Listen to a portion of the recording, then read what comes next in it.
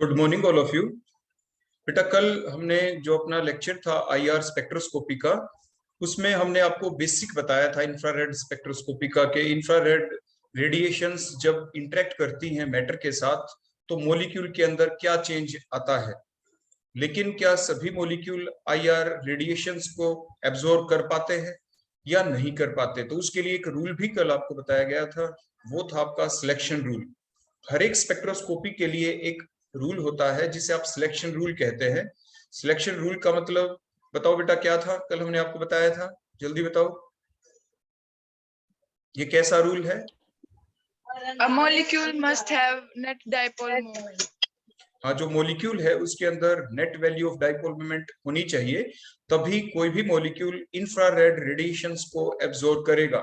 बिल्कुल ऐसे ही selection rule हर एक स्पेक्ट्रोस्कोपी के लिए होगा और वो रूल अलग होगा for the different type of spectroscopy.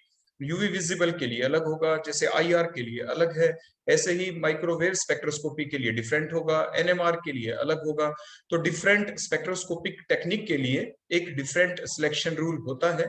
जैसे कि आईआर स्पेक्ट्रोस्कोपी के लिए भी आपका सिलेक्शन रूल था जिसने ये कहा था कि इट स्टेट्स दैट कि the molecules which have the net value of dipole moment can absorb the IR radiations, can interact with the IR radiations, कि वो आईआर रेडिएशंस के साथ इंटरेक्ट कर सकता है। तो आज हम फर्दर प्रोसीड करेंगे। अब ये देखेंगे कि जो मॉलिक्यूल है जब वो आईआर रेडिएशंस के साथ जब वो इंटरेक्ट करता है तो उस मॉलिक्यूल के अंदर किस तरह से चेंजेस आते हैं।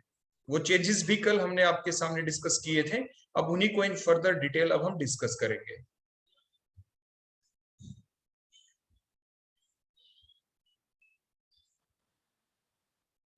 बेटा कई बार आपसे ये पूछा जा सकता है एग्जाम में कि what is the principle of IR spectroscopy. तो नेक्स्ट अब हम हेडिंग लेते हैं, कंटिन्यू करते हैं अपने लेक्चर को। तो सबसे पहला पॉइंट आ जाता है what is the principle of IR spectroscopy. जो बातें कल हमने पढ़ी थी अगर हम उनको कंक्लूड करके लिख दें तो वही प्रिंसिपल बन जाएगा आपका आईआर स्पेक्ट्रोस्कोपी का। जितनी भी बातें कल हमने पढ़ी सभी इसी के अंदर आ जाएंगे। मींस प्रिंसिपल बोलो इसका क्या हुआ कि ड्यूरिंग द, कई बार ये 2 मार्क्स का क्वेश्चन एग्जाम में आ चुका है आपके, कि during the interaction of IR radiations with matter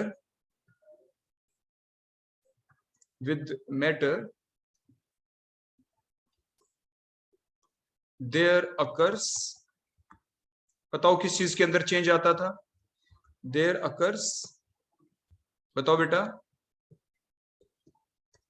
Change in vibrational energy level. हाँ बिल्कुल ठीक, there occurs change in the vibrational energy levels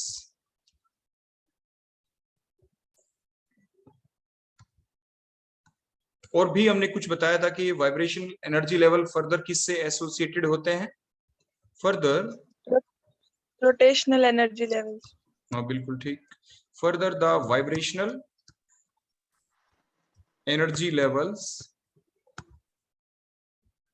are associated with large number of rotational energy levels with, बोलो more energy gap या less energy gap, Less energy gaps. with less energy gap. So अब बोलो कौन से changes भी साथ के साथ जरूर होंगे। So rotational changes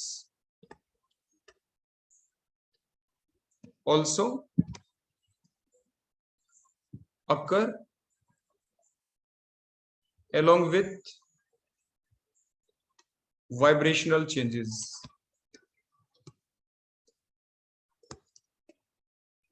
Along with vibrational changes,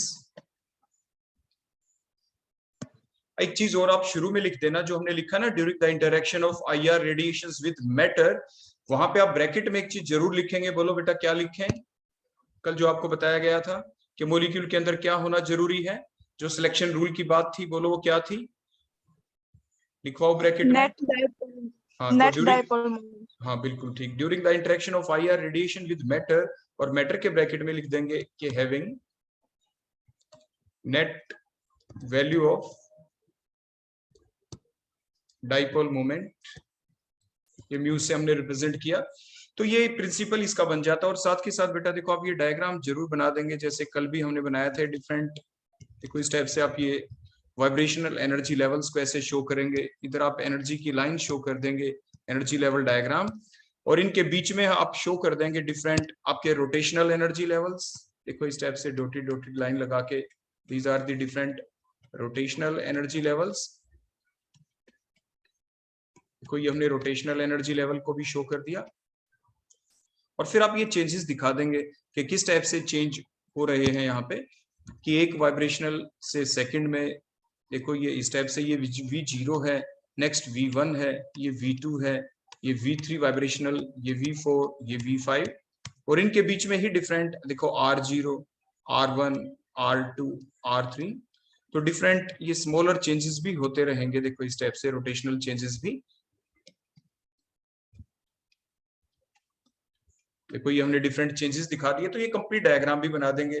तो ये बन जाता है प्रिंसिपल ऑफ IR स्पेक्ट्रोस्कोपी। तो ये IR स्पेक्ट्रोस्कोपी का बेटा क्या बन गया? प्रिंसिपल। आप ये डायग्राम भी जरूर बनाएंगे और साथ के साथ ये बातें भी आप इसमें लिख देंगे।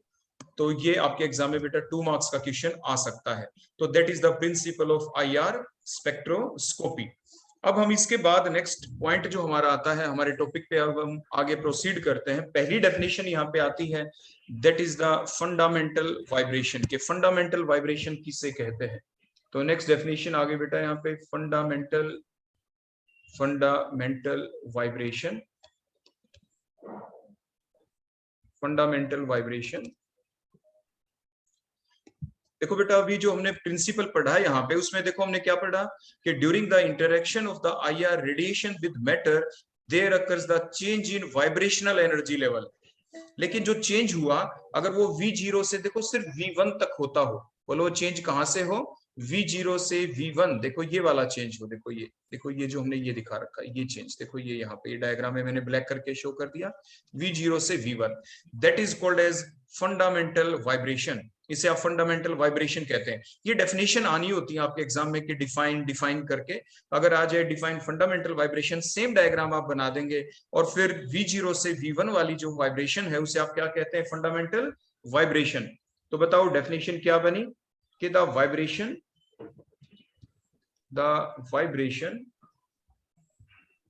which corresponds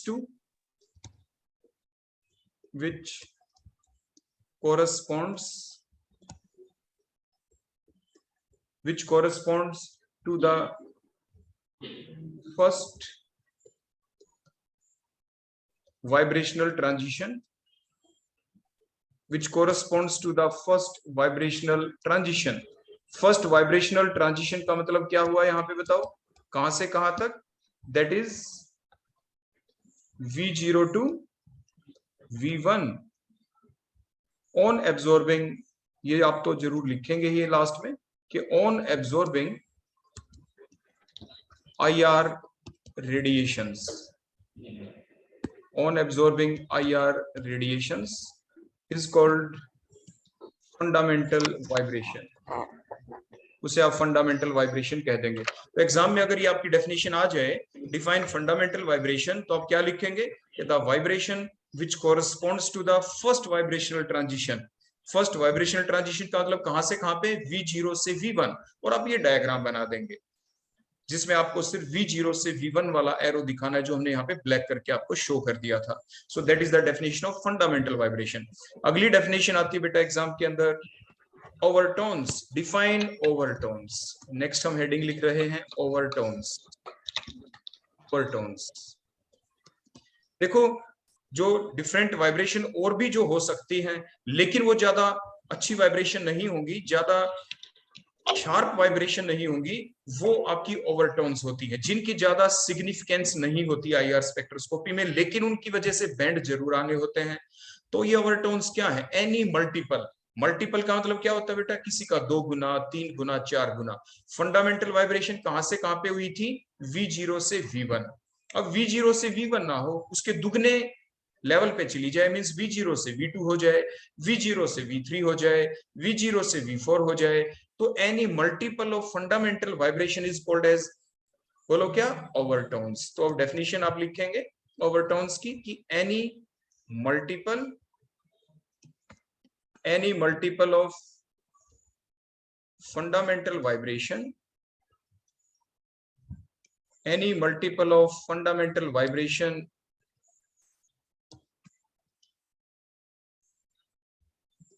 that is, बोलो क्या लिखेंगे? V0 से V2, या आप क्या लिखेंगे? V0 से V3 एक्सेट्रा, ऑन एब्जॉर्बिंग, आगे वही बात लिख देंगे, on absorbing IR radiation, on absorption of IR radiations are called as overtones. तो आप उन्हें ओवरटोन्स कह देंगे। और इसी टाइप से आप डायग्राम भी बना देंगे।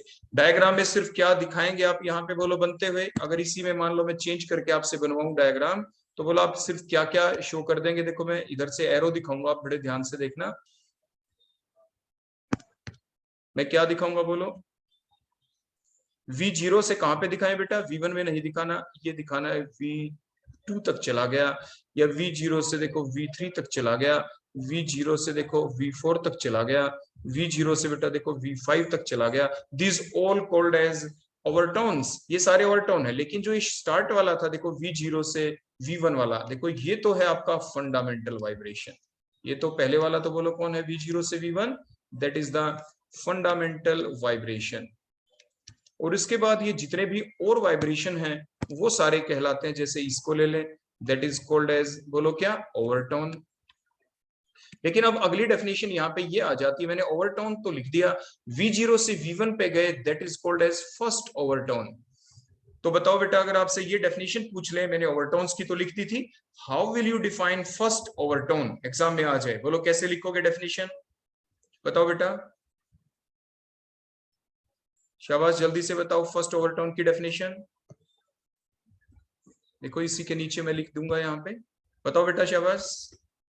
कि the vibration which corresponds to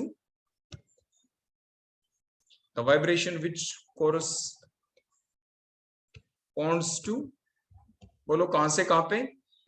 V0 to हाँ, V0 to V2 on absorption of IR radiation, on absorption of IR radiation is called first overtone। उसे आप फर्स्ट ओवरटोन कह देंगे। डायग्राम एग्जाम में आपको जरूर बनाना है, ये जरूर ध्यान रखें, आपकी प्रेजेंटेशन मैटर करती है एग्जाम के अंदर। तो यहां तक आ गया बेटा सभी बच्चों को समझ में?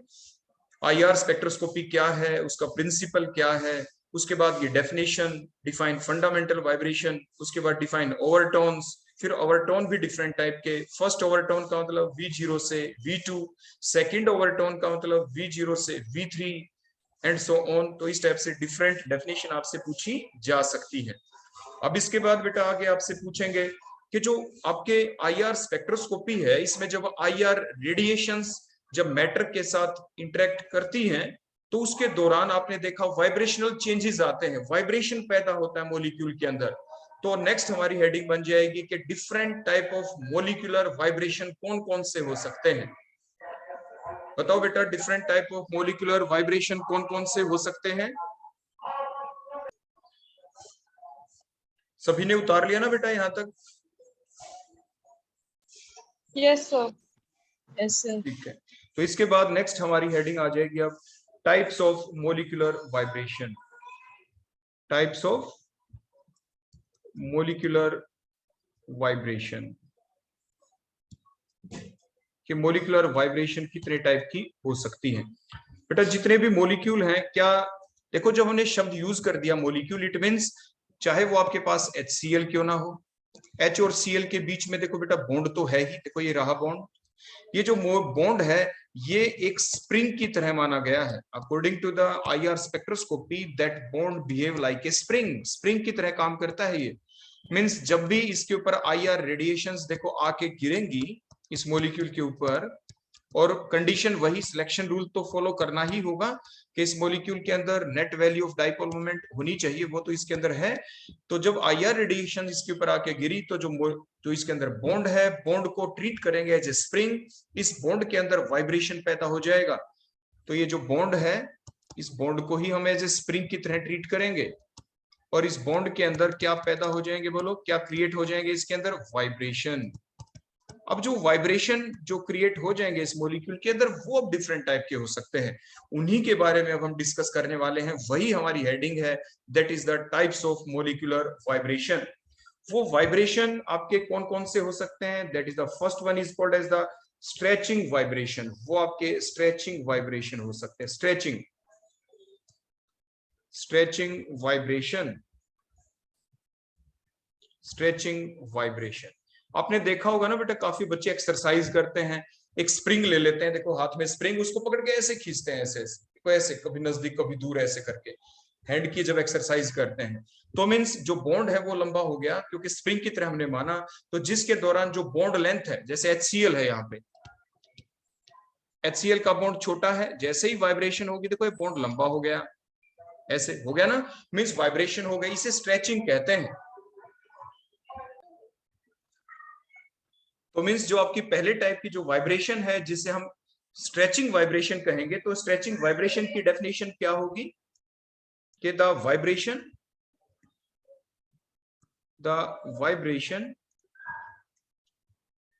in which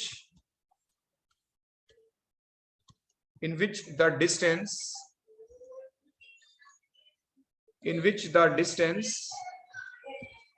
between the two atoms, distance between the two atoms changes का मतलब इंक्रीज और डिक्रीज, इंक्रीज या डिक्रीज। अभी आपको बताया ना हमने कि जो बॉन्ड लेंथ है वो आपकी इंक्रीज भी हो सकती है, बॉन्ड लेंथ आपकी डिक्रीज भी हो सकती है, बट लेकिन एक चीज सेम रहेगी, वो क्या, but the atoms will remain on the same bond axis,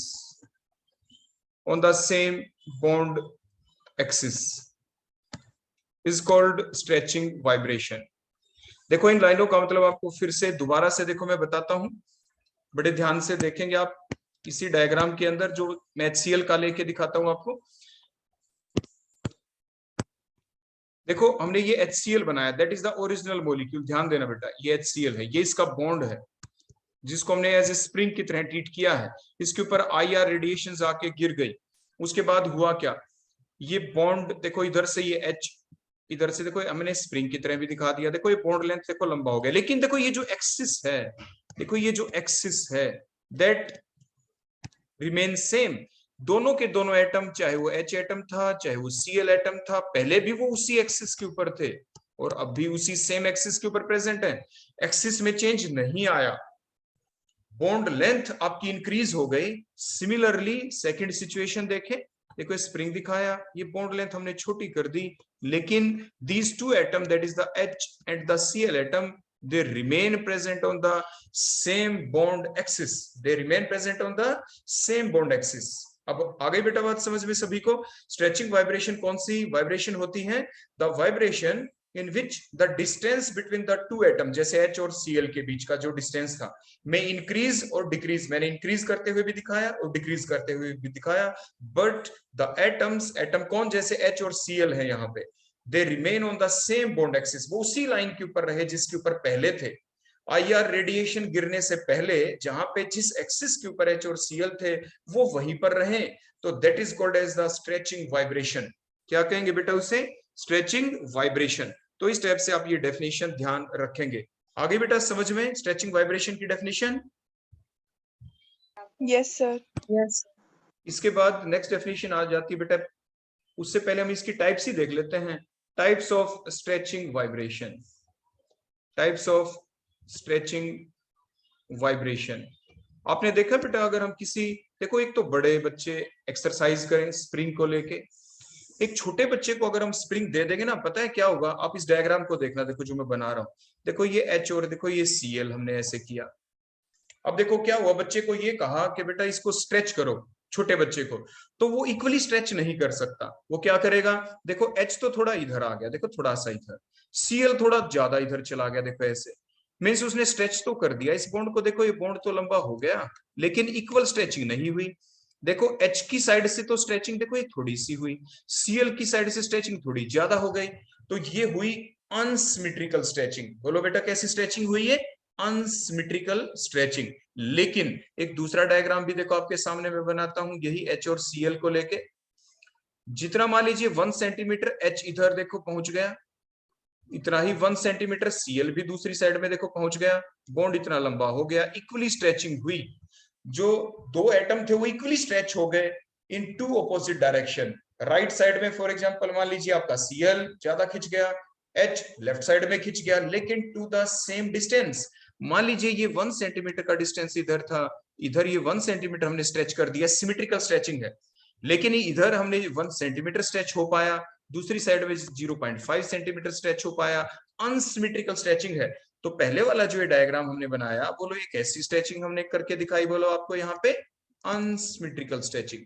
और सेकंड वाली बोलो कौन सी करके दिखाई हमने यहाँ पे? That is the symmetrical stretching. आगे बेटा बात समझ में? बॉन्ड लेंथ तो चेंज हो गई, दोनों में हुई है, चाहे सिमेट्रिकल हुई हो चाहे अनसिमेट्रिकल हुई हो। लेकिन एक चीज आप बताएं बेटा, अगर मैं आपको एक स्प्रिंग दे दूं और आपको देखो ये कहूं, ध्यान से देखना, देखो मेरी तरफ देखो, जो आपको मैं दिख रहा हूँ, अगर इस पेन है, जैसे ये स्प्रिंग मानो, इसको मैं ऐसे खींचूं कि एक हाथ को थोड़ा ज्यादा खींचो और दूसरे को थोड़ा कम खींचो, और फिर उसको वहीं पे रोक लो, देखो ऐसे खींच के, एक हाथ को थोड़ा ज्यादा दूसरे को थोड़ा कम और खींच लो, तो मीन्स बड़ा ज्यादा जोर लगेगा, ज्यादा एनर्जी लगती है।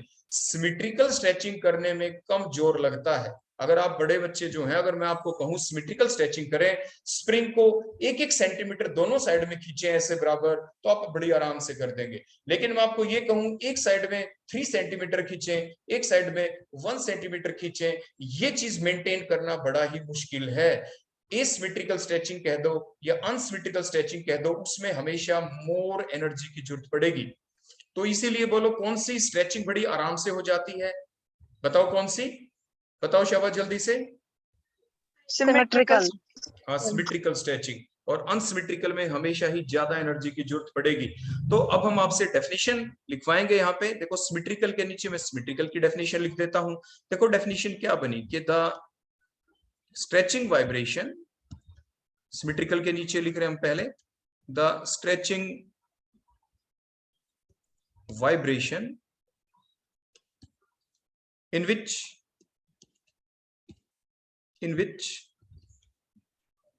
both the atoms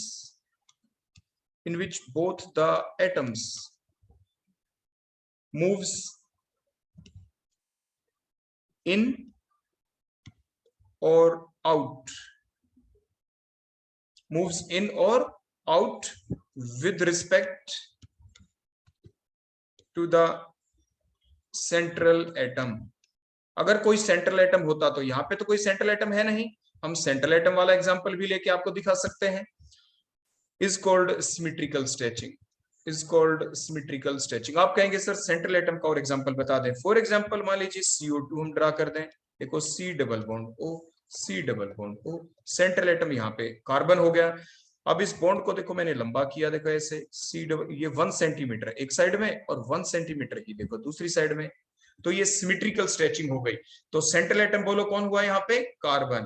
तो सेंट्रल एटम के रिस्पेक्ट में जो नेबरिंग एटम है, ऑक्सीजन ऑक्सीजन, दोनों को इक्वली हमने बाहर की तरफ खींच दिया, देखो बाहर की तरफ, तो उसे कहते हैं मूव्स आउट। हमने ऊपर लिखा ना कि both the atoms means both the oxygen atom, they moves out या मूव्स इन। इनका मतलब बॉन्ड छोटा हो जाए, बॉन्ड क्या हो जाए? और भी छोटा हो जाए, जैसे हम नीचे शो करते हैं, ध्यान देना, इसी के नीचे हम शो करेंगे। देखो ये C, और ये देखो और छोटा दिखा दिया हमने, ये मूव्स इन हो गया।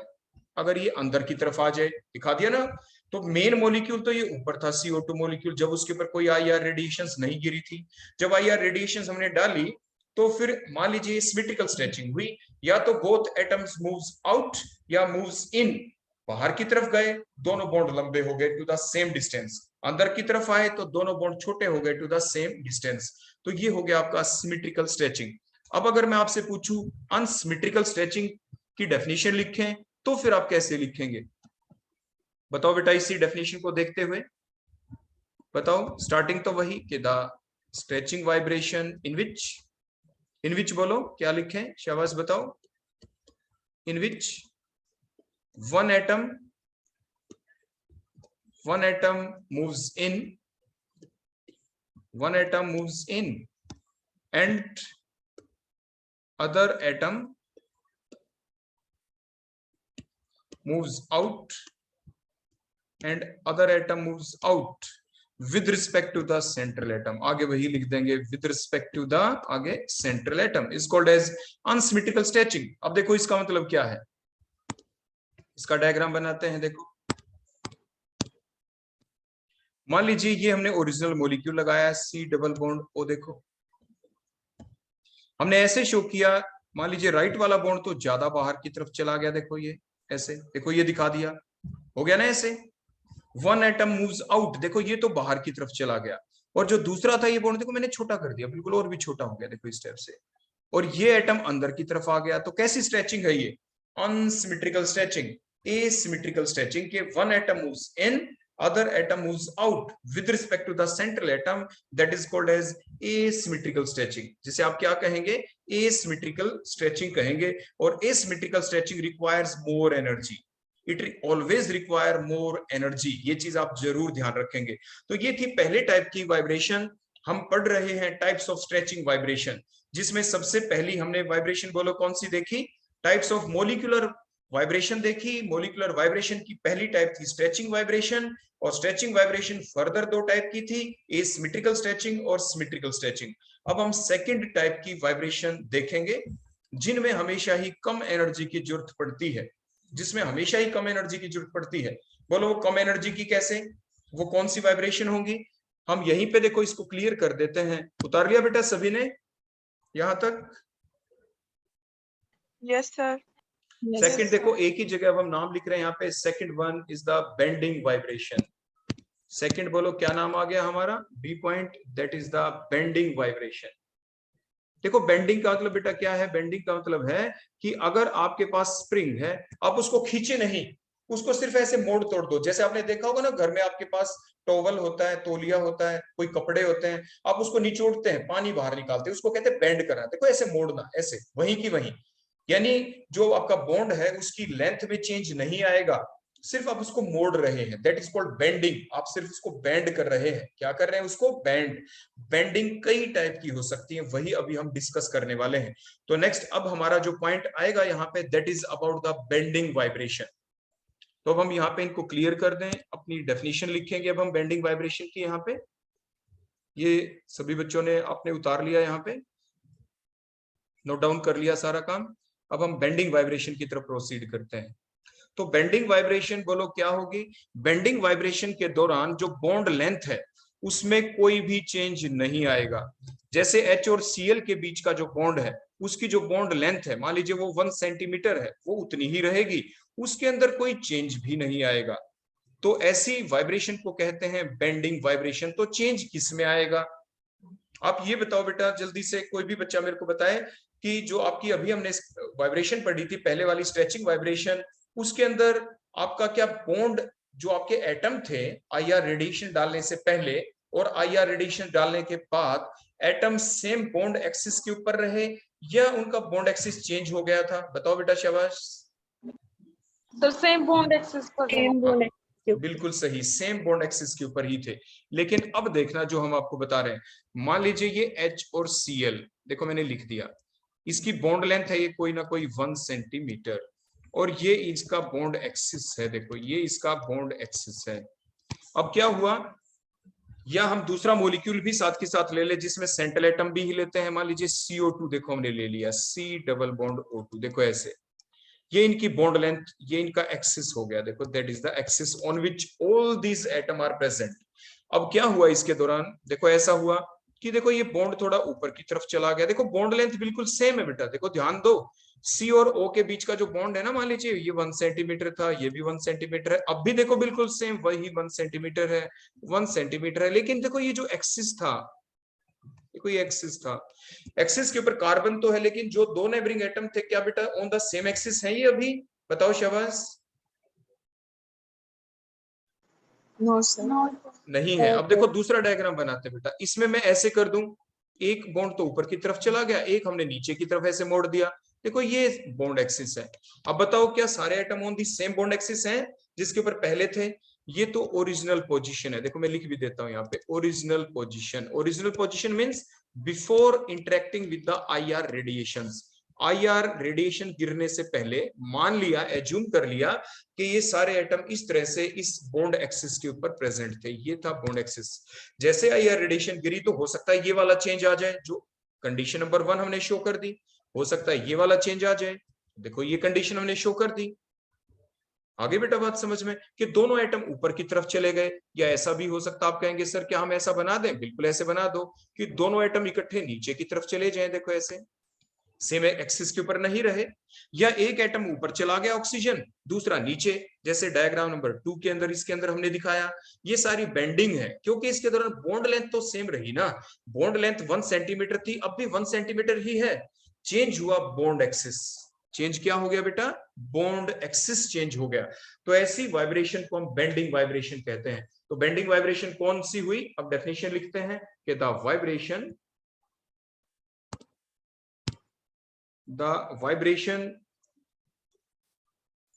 in which the distance